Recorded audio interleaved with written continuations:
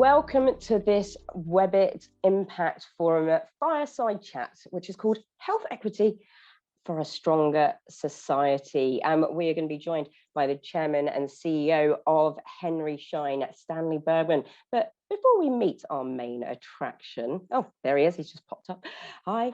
I wanted to quickly introduce myself and just let you all know that you can join the conversation on social media with the hashtag Webit. So a little bit about me. I'm Nina Goswami. I'll be moderating for the next 20 minutes. I'm the BBC's creative diversity lead.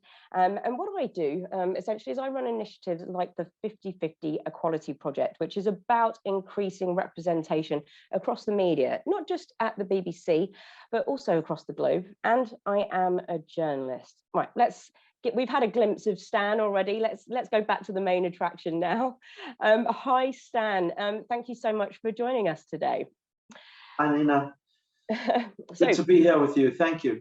Oh, it's a pleasure to have you here at the forum. You know, chairman of CEO and of Henry Schein since what 1989. You're the one of the world's largest providers of healthcare and dental products and services. And look, I've read so much about you, a true influencer in your field, lots of different advisory panels that you're on, but, you know, one that stood out for me was governor of the Global Health and Healthcare for the World Economic Forum. You know, so there's a lot of stuff going on there. 21 years, consecutive years as Fortune's one of the world's most admired companies, and that can't be a very easy feat. It got me thinking, kind of reading all this stuff about yourself and about the fact that they see Henry Schein as, you know, a central leader when it comes to social responsibility. That at the heart of this must be your thoughts around equity and healthcare. Let's start there. You know, is that part of the company's success? Yes, I would say, Nina, that we have advocated really for 90 years we've been around as a company to find ways to help the public access healthcare. Our focus is oral care, but also wellness and in general, wellness and prevention. So we are big advocates of health equity, just in general, whether it's in the United States, in the developed world, or even in the developing world. And you know, thinking about health equity specifically, what does that mean to you? So what it means to me is health equity is that everyone has the right to see a primary care physician, a dentist, somebody that can deal with wellness challenges. Everyone has that right. And our job through public-private partnerships is to figure out how to satisfy that right. And what does that look like? I mean, one of the things that when I was reading around your work is that this idea of kind of cultural competency and understanding of culture. What can you kind of delve into that a bit more? So Nina, we're a big believer in what Benjamin Franklin called 200 years ago enlightened self-interest, doing well as a company by doing good. So what does that mean? In its basic form, if you take the United States, by 2040 or so, the majority of Americans will trace our roots to the developing world. What that means is we need to ensure that everyone has access to care, but many people that come from different societies move to the United States. The same, by the way, is applicable in the UK, where you are, and other places in Europe, that they should be able to see a practitioner that can explain to them what their healthcare challenges are and match their cultural needs. So in the United States, if I'm from Latin America, and maybe when I lived in Latin America, I didn't fully understand the importance of oral care, for example. When I come to the United States, and I'm now an American, I should be able to meet with a dentist who can explain to me and translate the importance of oral care to me as somebody that is now in the United States and comes from a different culture. Cultural competency relates to being able to translate from the culture that we're in to the culture that we come from. And even though we may come from a different part of the world, multiple generations, to be able to do that translation going forward. I mean, I suppose COVID is a case in point where that would have been so important, you know, in what we've seen in the last 2 years, and perhaps also in this post-COVID world that we're in. Yes. So, you know, for example, Black Americans, I mean, they've been in this country for 300 years. They suffered in a terrible way during COVID because there was a lack of practitioners that could explain, people that they identify with in their communities, that could explain what this COVID is all about. And so we have had a big challenge that Black Americans suffered disproportionately from COVID than the rest of the population. And how do you get that education piece moving if you don't have the practitioners in place? Well, that's a big challenge, and we're very much focused on it. 25 or 28%, I think, of Americans trace their roots to Africa and to Latin America. I think it's something like 12% of the practitioners that match that number. Don't hold me to the specific numbers, but it's directionally correct. Yeah. And right now, the admission rates to dental school, for example, in the United States, the dental schools don't match the population. So we are doing everything we can at Henry Schein on the dental side to help with that. So, for example, we're very active in the National Dental Association, which is the African American, the Black Dental Association, where we work on leadership. There's an organization called the American Dental Association. American Dental Association is the professional association for dentists. And so we co-founded a diversity leadership group for the American Dental Association, and so on and so forth.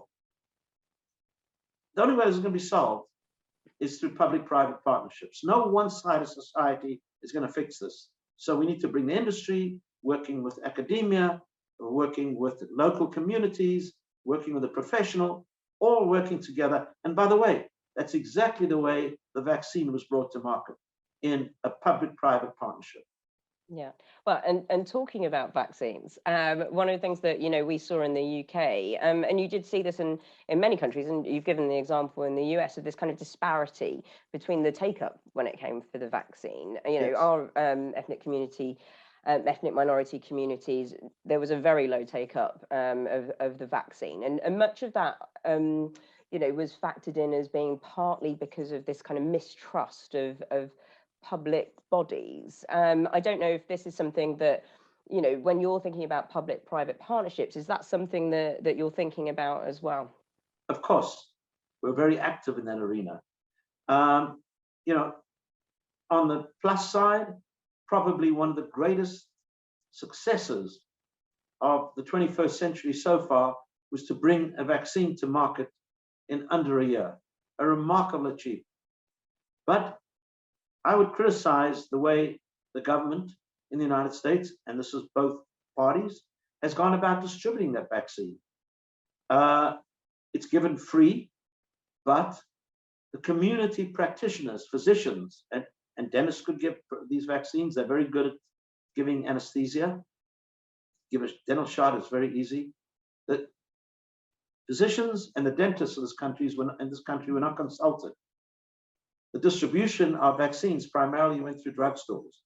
So if you have a question on taking a vaccine, who are you going to call? You're going to call your physician. You're going to go to your community clinic and you say, tell me, why should I take this? Why should I take one brand over another? That whole step, even to this day, has been missed out. And it is very difficult for the community practitioners to obtain access to the vaccine. And does that come back to this idea of the cultural competency that we were discussing before? You know, having perhaps a misunderstanding or lack of understanding about what a particular community needs if it's going to be involved in something that you know is so important to the nation's health. Yeah, well, I don't think we've done it right in the United States. I don't know the rest of the world in such great detail, understand all the dynamics. But I myself had a question on my fourth shot, you know, the super booster, whatever you call it. And who did I call? I called my doctor. Should I take it or not? My wife actually is a critical care doctor. She's retired, and she said, why don't we call our internist who should know? If I'm living in a community where I'm relying on my local physician to answer that question, and that physician doesn't have access to the vaccine because it's going through the drugstore, I'm stuck. Who do I go to? My physician, you know, I know the person, he took my call, but if I'm in a local community, I can't go to my local physician to ask that question, really, because they're not in the game. Yeah. So does this all play into health equity as a concept, as an idea? If not all elements, parts of, in your example, are part of the process, what impact does that have in terms of the health service that people are being provided? Well, of course, if we don't provide good access to care, we have two things. We have a morality issue. It's not right. And second, we have an economic issue, because if you don't have access to care, you get sick. Who pays for it? In the end, for the people that are not that fortunate, the government pays for it, and the employers pay for it, and people don't work. So it's really important for everyone to have access to primary care. I don't want to get into politics, but the Affordable Care Act in the United States, the center of that was to provide a primary care physician to every American. And sorry to be so focused on the United States, but I'm living right now in New York City. Yeah. I'm right across the road from the UN. This is where I live. But the bottom line is everyone should have access to a primary care physician. The political debate is who pays for it and how that should be managed. But we need to ensure that everyone has access to a primary care physician and a dentist. And why a dentist? Because there's a great correlation between good oral care and good health, whether it's in obstetrics, whether it's diabetes, whether it's cancer, whether it's cardiac, whether it's pulmonary, and you name it, even mental health. Take care of your teeth, you live a longer and a better life, a better quality life. So healthcare equity is critical. Lots of thoughts there, Stan. So for those who are tuned in, of course, you can get involved in the conversation on social media using the hashtag Webit. So, okay, I'm going to be a bit kind of devil's advocate-y a little bit here. I know you're a big advocate for equitable distribution of vaccines and access globally. But, you know, I mentioned this idea of mistrust with public bodies, potentially with people in potential kind of authority positions. I mean, how does equitable distribution look when you're dealing with something like mistrust? Well, that's a big issue. And who do you trust? You trust people in your community. So we need to ensure that we have healthcare providers, physicians, dentists, social workers, pharmacists, nurses that proportionately look like the community. That's the only way we address this trust. And communities, by the way, where they have adequate proportion of diverse practitioners do well. And let me just add one other thing. It's not only diverse when it comes to color of the skin, it's diverse when it comes to women and men. And there we are making some progress. My wife, who went to medical school in South Africa, 10% of her class were women. Now, if you're going to, in most of the medical schools and dental schools, 50-50 or maybe greater. So we have made progress in that.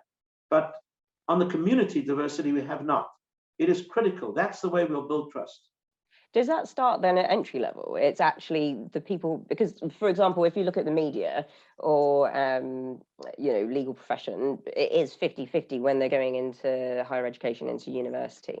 But is it a different situation for healthcare then, where we're still seeing there isn't that representation actually even at entry level, let alone at the higher levels that you need it at? I believe it's up to us, to public-private partners in the private sector, for government to go out and educate people, even when they're at school.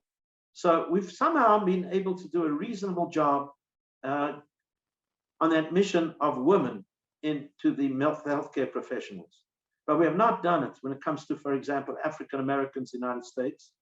It's disgusting.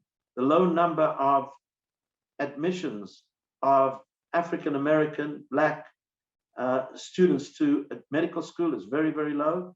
And we've got to address it. We've got to address it in the schools where the aspirations are set and where people are provided with education. And we need to ensure that diverse people can go to dental school and medical school free. And yes, they can go, and the top schools are now starting to provide these scholarships, but this is critical. So, I mean, my next question was going to be, why is there such a low take up? And then you mentioned the word free. Do you think that money is that economic barrier? Yeah. If you're growing up in a poor community in the United States and you're a teenager that's very bright, you're going to have to be working in some kind of a menial job to get yourself in the family through school. If you come from a more higher income community, you're getting extra tutoring on the weekends, and you can go and sit with a mentor. So we have to get to the fundamental issues of society, and we need to go into the school and into the communities to ensure that there's adequate education and support for young people that are disadvantaged, because the greatest equalizer in the world is education. Yeah. So from a private sector perspective, what would you advocate organizations do? What are you doing specifically at Henry Schein? Well, we are spending a lot of time with dental schools, to some extent medical schools, in recruiting, in figuring out how we can get people from disadvantaged schools into medical schools and into dental schools. And by the way, we're doing the same in Africa as well. We're on the process right now of moving a big part of the Johannesburg, the University of Witwatersrand dental school to Soweto, into the community. And I think businesses have to do this stuff. And if enough businesses do it, we'll make progress. So as part of it actually going, so that example sounds to me as if you're going to where the people are that you are looking to bring to you, opposed to the other way around. Because often when you hear about ways of increasing diversity or leveling up, it's taking people from different communities and then bringing them into the mainstream, or into so, Nina, I think it's a very good question. Yeah. 30 years ago, Henry Schein was very much involved in raising money to fund healthcare practitioners in South Africa, diverse healthcare practitioners. That was quite revolutionary, because up to that period, you had the Rhodes Scholars and stuff like that, finding people in these communities and bringing them to North America. And what happened? They didn't go back. So I think what is important, whether it's in the developing world, whether it's the disadvantaged communities in the UK, in Europe, Australia, and the United States, is to figure out how to fund and educate people in the communities rather than send them out of the communities when they may not come back. So we are right now involved in establishing a dental school in New Mexico. New Mexico is a very poor state. They do not have a dental school. So what happens? Young people go to dental school outside of New Mexico, and guess what? They don't go back. Yeah. And we're involved with a dental school in Arizona. That is a huge success. They graduate, most of the dentists, a lot from the Indian community, and they stay in that community. I think we've got to do things like that. So if you had to sum up your kind of biggest call to action, so to speak, to create health equity at the moment? What would that be? Well, I would say we're not finished with the gender issue. We got to make sure that women are also in the leadership positions, the deans, etc., and important in the practicing of healthcare. For example, the American Dental Association, I'm not sure how many women presidents they've had. They've had a few, but we've got to advocate for that. We've got to advocate for diversity of leadership in healthcare, but in the academic institutions. We just got to work on this. And if we focus on it, we can get it done. And it's not about a company writing a check. It's about a company getting engaged. And we have a number of partners in this area. And it's really about engagement in advancing the needle when it comes to diversity, whether it's in women, men, LGBT, etc., or from a community point of view, when it comes to people with different backgrounds.